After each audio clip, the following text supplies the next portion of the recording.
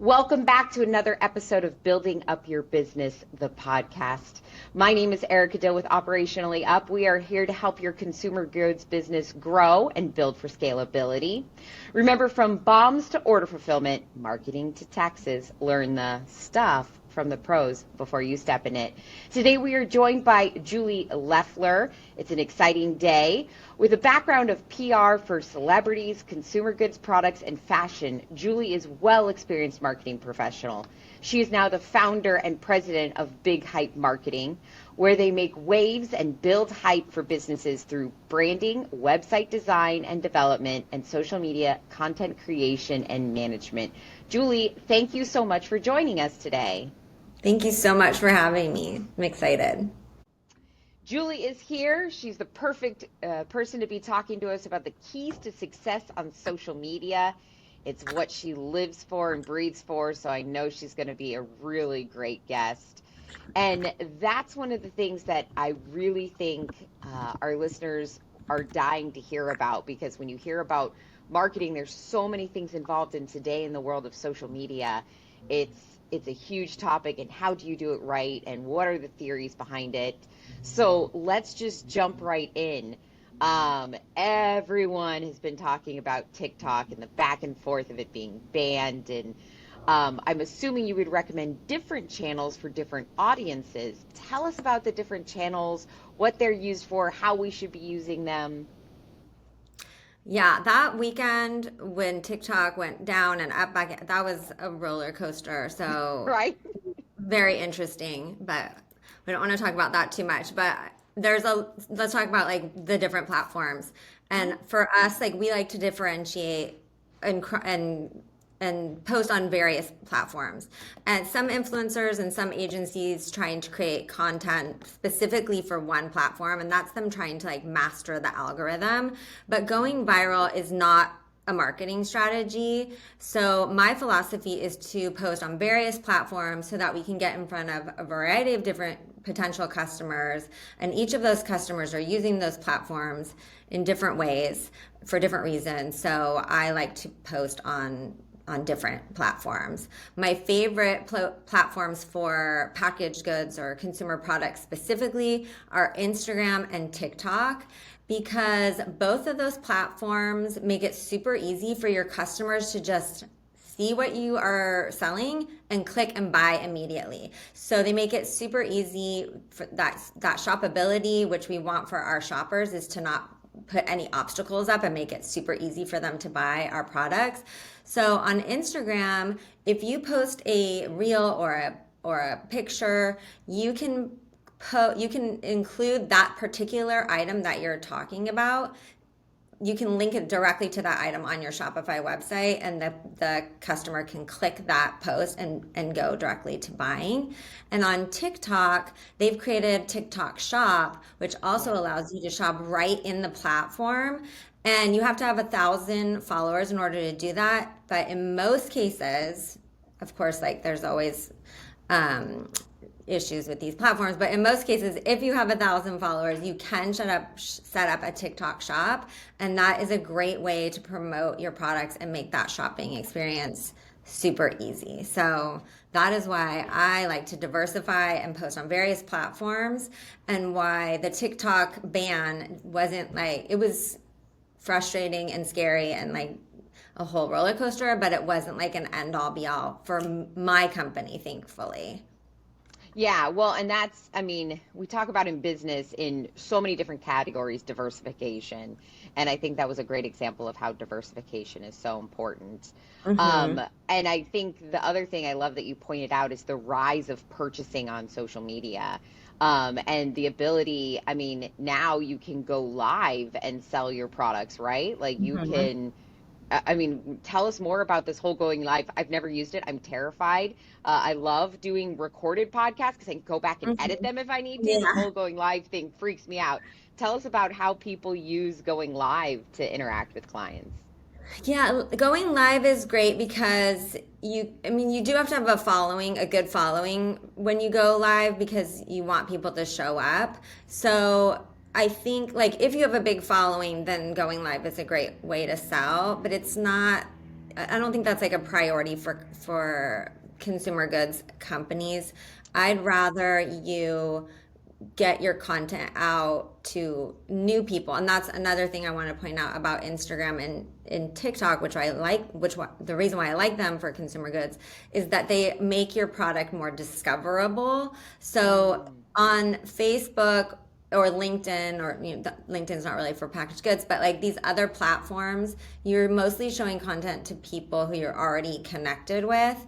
And on TikTok and Instagram, it's all about the algorithm and like getting discovered by new people, which is what we want when that's the best marketing, is if we can get our product out to more people. So I prefer live is great and it's totally fine if people want to do that. But if you are not comfortable just jumping on and like we said, it's better to like edit and make sure it looks good. But if you're comfortable going live, great. But it's more about getting your content out and working with the algorithm. And the way that the algorithm works is that when you post content, the more people, the algorithm is going to show your content to like approximately 200 people.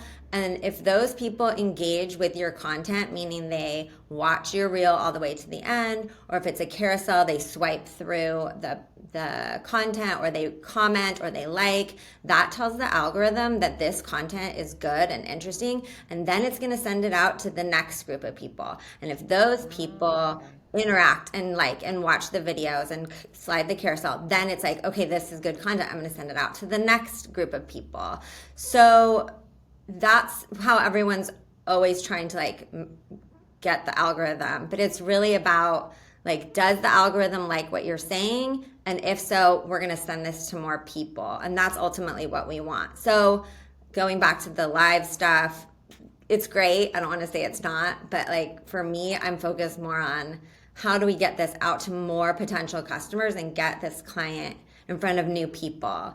And the other thing I want to point out is, even though like a lot of companies are focused on going viral or virality or the more eyes the better, obviously that doesn't mean that a post that only gets 200 views is bad. Because if you think about it, if you get 200 people to see your product that don't know about it and have never heard about it before, that's still a win. That's still a lot of people who potentially can go to your website. If you have 200 people go to your website in a day, to me that's a win. Like that's success. Because if we can get half of those people or even 3 of those people to buy, like depending on what your product is, that's success. So well, and it sounds like, if I'm understanding correctly, the going live is only really being notified to the people who follow you. It's not going really to new people.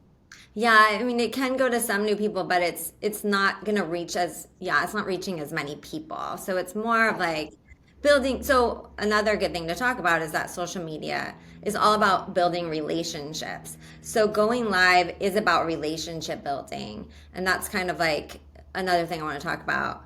But like building relationships and not selling as ads. Right.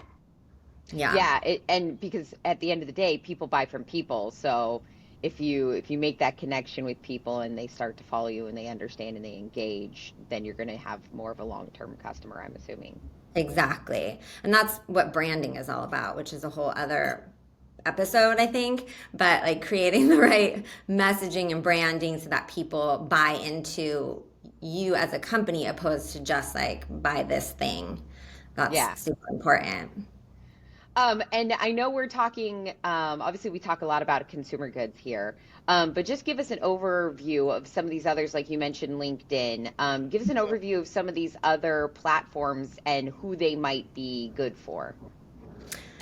Yeah, and for consumer goods companies, like LinkedIn could be a beneficial platform, but from a different maybe content creation standpoint. So we are connecting with our referral network on LinkedIn, and as business owners, I think it's always good to promote. Again, going back to like promote on various platforms, just because LinkedIn is business people doesn't mean that they're not buyers or that they want to know more about your company, even from a business perspective. We never know Sure. who we're going to connect with. So LinkedIn is great for connecting with personal people. I like to post on the professional's profile and the business profile, but I prioritize the personal profile on LinkedIn over business because we're connecting with people as experts and as professionals on that platform. So that works that way. Instagram and TikTok, we've talked about. Facebook is still hanging in there. It's not my favorite because it doesn't have that discovery component like the other platforms have, like I talked about. But it is connected to Instagram. They're all like both platforms are connected, and so we're still using it, and there's people on there, and that's another thing, like going back to like different people using different platforms differently. There's different age groups on different platforms.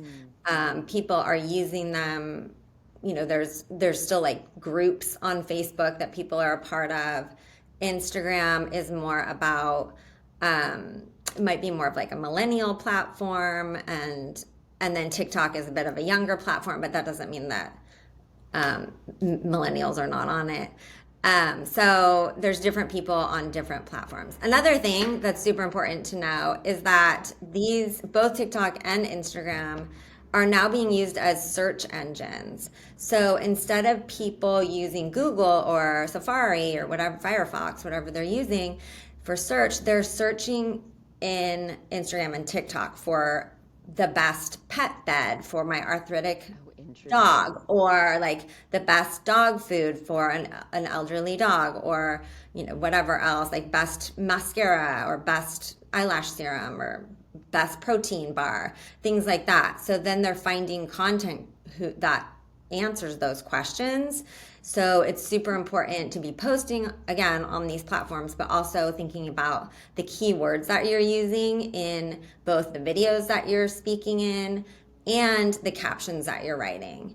Because if we go, this is also an SEO tip, but like if you have a picture on your website or you post a picture on one of these social media platforms, the platforms and search engines don't know what that picture is unless you tell it what that is. Right. So I could post a hammer and I could tell the algorithm or the website, this is a giraffe, and the search engines are going to believe it's a giraffe because that's what I told it.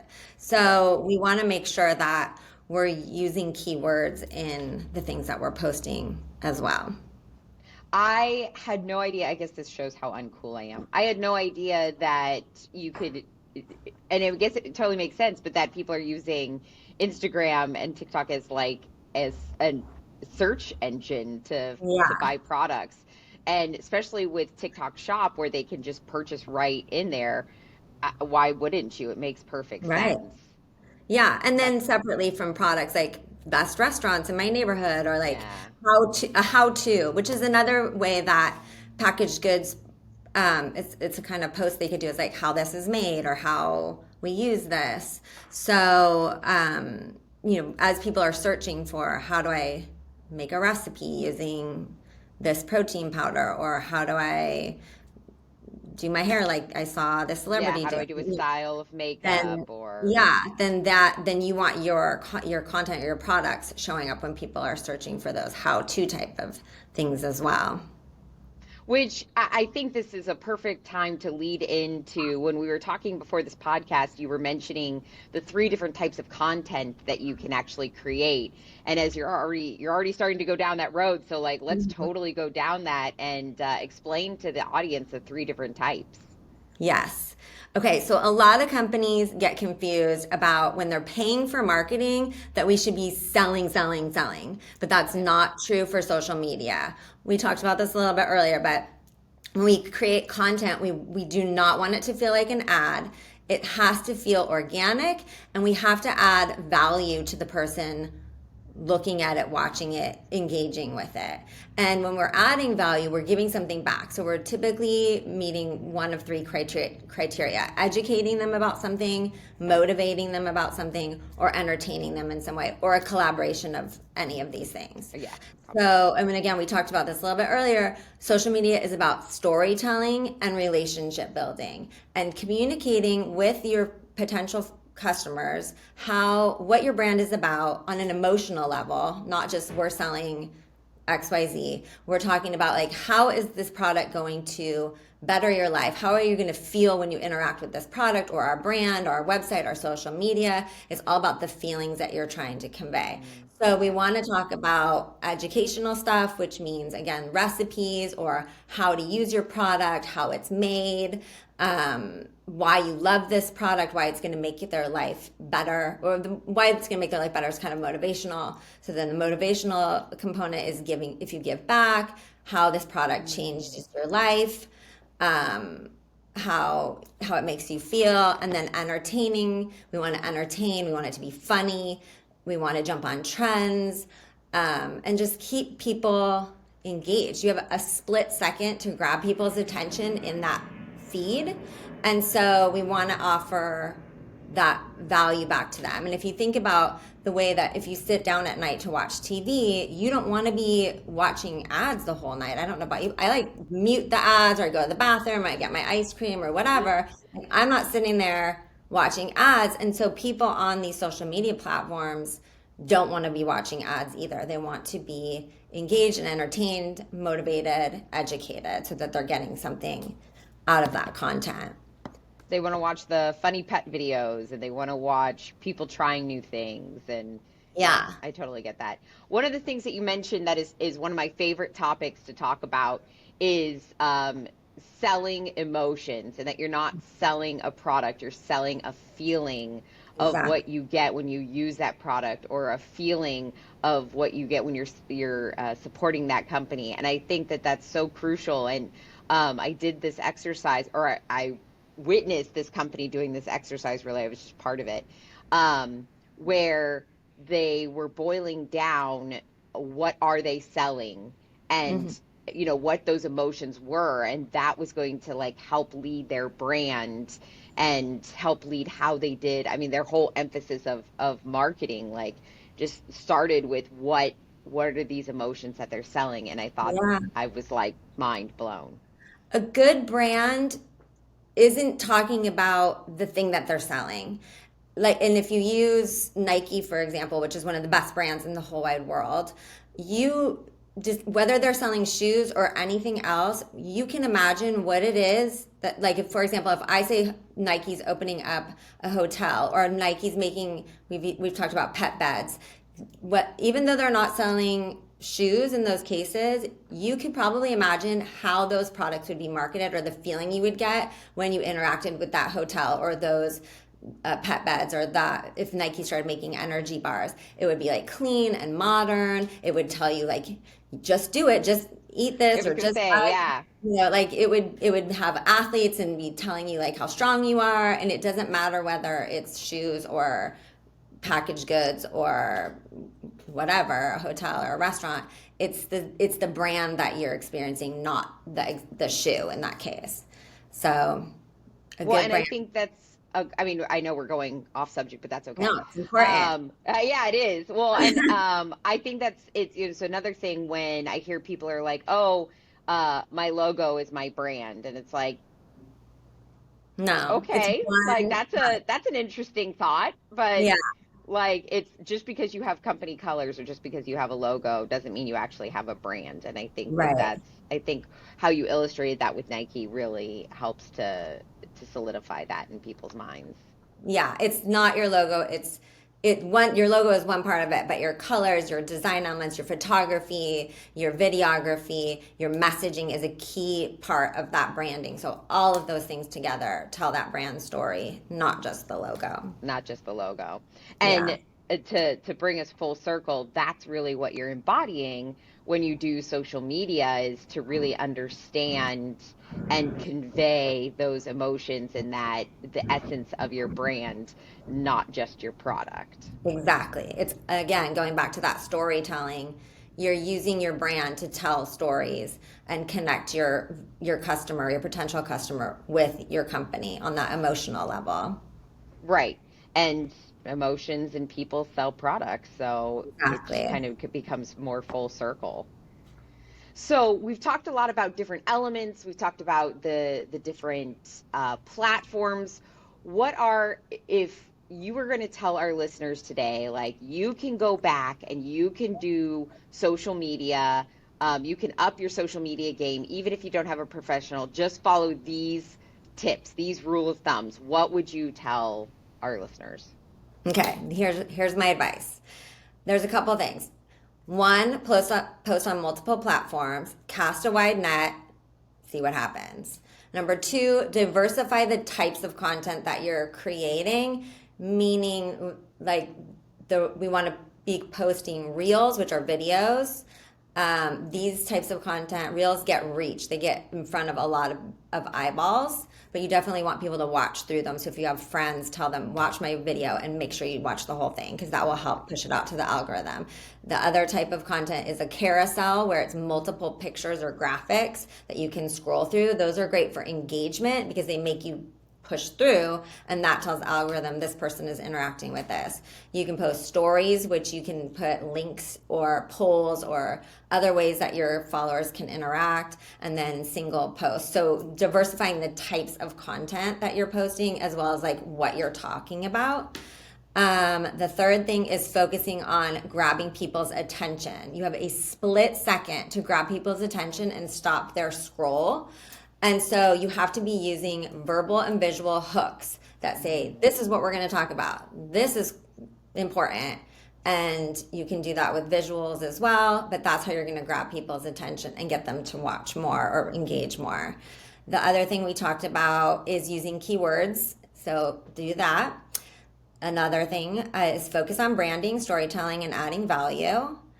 And then lastly, learn from your analytics. Evaluate how each post is doing. You in the platform, we use other like outside third-party platforms to get information, but inside each of these platforms there's information. So you can see how many people viewed your videos, you can see how many people interacted with your carousels or your posts. And it will also show you that it was shown to more non-followers or more actual followers. And all of this information helps you make decisions about what to post next. If something worked and got a bunch of views, try and copy it in a different way, but using some of the similar elements because you know that already works for you. So learning from what you're posting is, and then making edits based on that is super helpful. So well, and a lot of times, like what you're saying, these platforms already have this data analytics piece built into it. So, like you said, while you use other outside systems to help with that analysis, anybody can just use the back end of a current of the system they're posting on to get those same analytics, correct? Yes. And here's the trick. On both, again, TikTok and Instagram, the one thing that you can see on your competitors, the analytics that you can see on your competitors' posts is the views that they're getting on the video content. So you can look and see this video was a flop. It got, I don't, it's not a flop, but it got 200 views. And so that one didn't perform well. And then this one got 4 million views.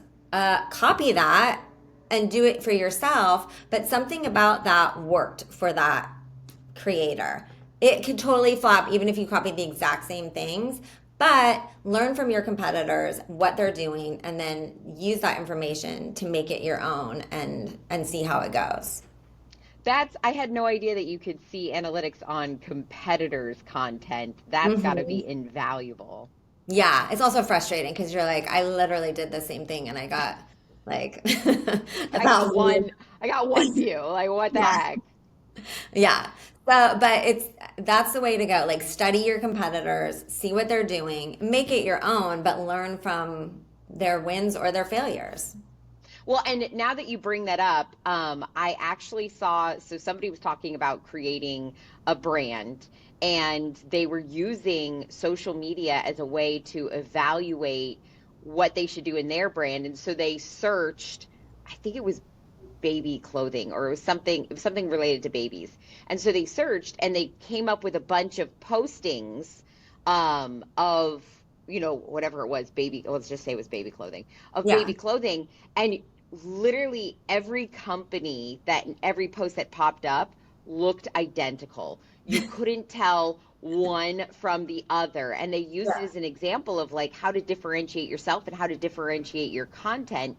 Yes, Yeah. they're speaking to a similar audience, so obviously the audience likes these things, but like try to do something a little bit different and tweak it a Yeah. little so that you stand out from the crowd. And I thought that was a really interesting approach.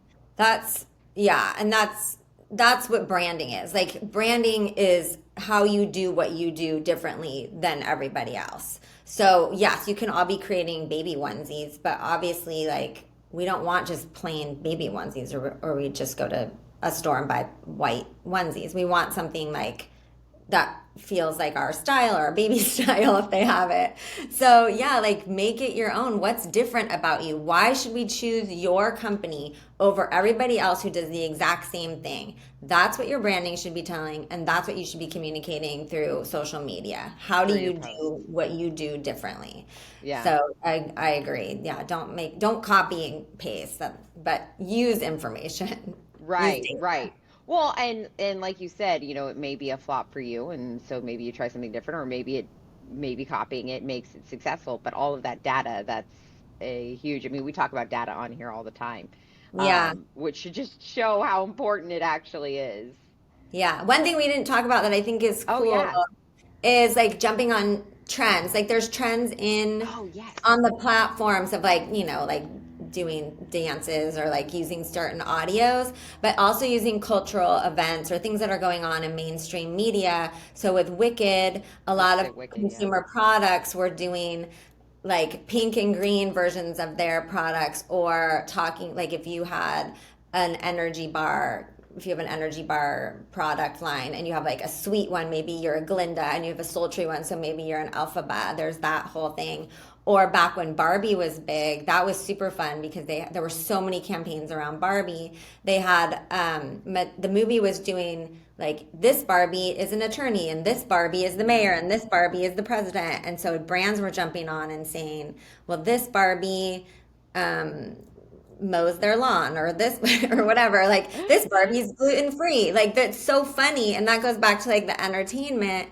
How can you use mainstream media to make your brand relevant in a funny way without copyright infringement, but just like jumping on different trends and using what's going on as inspiration for good content? That is a good way to get your brand noticed Well, without and pasting. Well, and Wicked and Barbie are a perfect example of that because I mean, it's the Wicked mania is still going on. People are Yeah. still using the pink and green, and Yeah. it's just going to resurge again when the second movie comes out.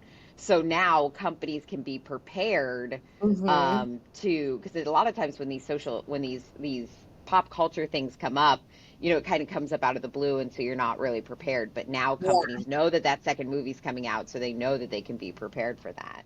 Yeah. And think about like the Olympics. We jumped on that. We can't use the words Olympics, but like summer games, you can use the word summer games. But we did a comparison of like for one of a Chinese food company we were working with, like if you like spicy noodles, you're going to like gymnastics because they're both bendy or whatever. Like we found some Yeah. commonality between the Olympics and our products, and then we made a post about it. Or Coachella's coming up, so a lot of brands will jump on something about Coachella.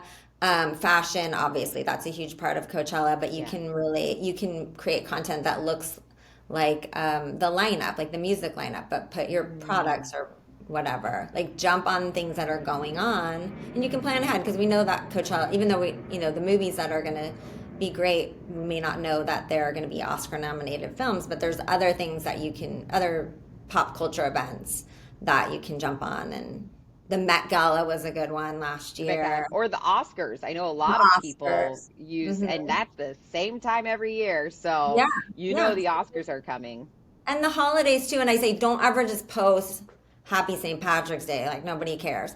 But if you have a product that you can connect and have like a leprechaun searching for it or, whatever, it's sitting at the end of a rainbow, like make it interesting and relatable to that there's a holiday going on. Right, right. That's a great point because I know you and I were talking about the pink and the green, and Hmm. that's I mean it's so timely, and I think that that's something very easy for companies to do. that Yes. they can literally go and implement tomorrow and Hmm. pick a topic and come up with something creative for. So that's huge. Yeah, and this is Well, what I do all day is think about what's pink and what's green and what's related. How can I connect Olympic sports to Chinese food or whatever? Like that's my job. that sounds so fun. It makes I would be horrible at it, but it sounds like it would be so much fun. That's Yeah. why you do the marketing and I don't, because nobody wants what I would produce. So, Yeah, and I think it's fun. yeah, it sounds fun. Gosh, it sounds like you guys just have a lot of fun all day and you get to be so creative. And that's good for those of us who are not so creative and definitely need assistance in that category, which I know you're a great resource for people. And we touched on LinkedIn. I just kind of wanted to come back to it. So, if you've got TikTok and Instagram for consumer products, you're probably using LinkedIn for service-based companies like professional services. But then I love that you pointed out that companies of like the actual companies and the owners of these consumer goods brands can also use LinkedIn as a way to Hmm. educate and connect. And I think that's really Yeah. cool. And everybody you meet that is a potential referral. So anyone you meet, you should be connecting with them on LinkedIn and building that network because you just never know who's going to be a resource for you. Like if I meet moms at like a birthday party, I'm like, do you like if they work and they have jobs outside of the home, then I'm like, well, let's connect. Like you just and then if you're consistently posting, you're staying top of mind for a referral or even like in packaged goods, like you might need, somebody who creates the stands at the end of the aisle at the market or like packaging or distribution resources or whatever. Like those people you're going to connect with on LinkedIn and they're valuable too. So you want them to know what you're doing and what your needs are and how you're growing. Um, and I think LinkedIn is a great place to connect with those people. Well, that's a great point. Vendors, for these consumer good products, that's where you're going to find all of your vendors. And so by Yeah. posting what you're doing, you can end up finding a lot of good business partners and vendors on there. Yeah. And resources depending on how robust your business is, but as you're growing, like you need new resources. Right. So yeah, they're on LinkedIn. That's awesome. I love it. This has been so educational, and you've packed it full of so many good tips for our listeners. And I really appreciate that because it's always nice when we have lots of little goodies involved and people can really take these things and go and put them into use literally today. So Yes. I hope that our listeners got as much out of it as I did. Thank you so much for joining us, Julie. Thank you so much for having me. I get so excited about all this stuff. So I talked a lot and I hope it really is valuable to all of your listeners. No, when you talk a lot, we all learn a lot. So please, like, by all I get means. so excited. So Well, it's that's so why fun. you do what you do is because it makes you excited. Yeah, That's the important part. right. Well, thank you for joining us for another episode of Building Up Your Business, the podcast. I am Erica Dill, your host from Operationally Up. Remember, from bombs to order fulfillment, marketing to taxes, learn the stuff from the pros before you step in it. We'll have another episode back in 2 weeks, and we hope to join you then. Until then, have a great couple of days, 2 weeks exactly, and we'll talk to you soon. Bye.